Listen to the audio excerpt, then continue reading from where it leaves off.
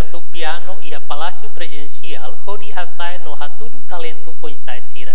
Presidente República José Ramos Horta sai umanaing ba concerto piano histórico, lebih hatudu talento musical foinsai extraordinário, Hodi Hatudu Patrimônio Cultural Timor-Leste Honia Futuro. Concerto ne apresenta pianista foinsai extraordinário na rua, Abilio Antônio de Araújo, Rotinang Sanulu Resinghat, talento conhecido internacionalmente Honia interpretação ba Mozart, Chopin no Beethoven.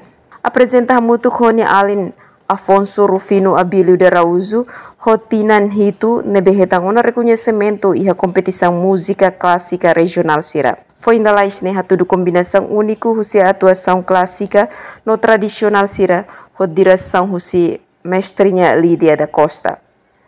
E a concerto kalang ne apresenta Zitron Pa, embaixador principal da husi música tradicional Timor Ocidental niang, no mestre conhecido bahasa Sando. Coro histórico Santa Cecília nebesai parte integrante husi panorama cultural Timor-Leste nian desde tinan rihun ida tu siahat no Loresen 5 no Orkestra Juventude Dom Bosco nebehari iha tinan rihun ruar no Loresen ida ho maestro Padre Aderito Manuel. Iha bibang ne Presidente República José Ramos Horta lehou se discurso ateten ho música bele ultrapassa fronteira no halibur geração sira ho dia apresenta talento nebe maksira iha. Niadehan concerto ne hatudu profundidade no diversidade husi talento musical na saunian.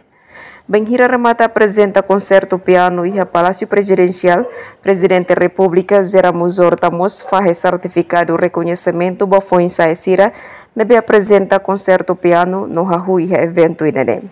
Emerenciana Pinto, STL News.